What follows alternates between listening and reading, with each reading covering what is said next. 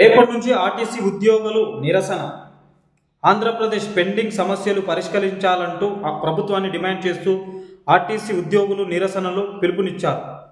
రేపు ఎల్లుండి ఎర్ర బ్యాడ్జీలు ధరించి నిరసన తెలుపనున్నారు. సస్పెన్షన్లు తొలగింపు లేకుండా 1/2019 సర్క్యులర్ అమలు చేయాలని, వెంటనే పదోన్నతులు చేపట్టాలని, ఎలక్ట్రిక్ బస్సులను ప్రభుత్వం లేదా సంస్థ ద్వారానే కొనాలని, నైట్ అవుట్ అలవెన్స్ 150 నుంచి 400 వరకు పెంచాలని ప్రభుత్వాన్ని డిమాండ్ చేస్తున్నారు. రేపటి నుంచే ఆర్టీసీ ఉద్యోగుల నిరసనలు మన ఆంధ్రప్రదేశ్లో. మరి వాళ్ళు ఏవైతే ఇవి పెట్టిరో సర్క్యులర్ అమలు చేయాలని చెప్పేసి వాళ్ళు నిరసనలు తెలియజేస్తున్నారు. ఈ ఎలక్ట్రిక్ బస్సుల గురించి కూడా, దీంట్ల గురించి కూడా నైట్ అవుట్ అలవెన్స్ అనేది 150 నుంచి 400 వరకు పెంచాలని చెప్పేసి గవర్నమెంట్ మీద డిమాండ్ చేస్తున్నారు, ఒత్తిడి తీసుకొస్తున్నారు.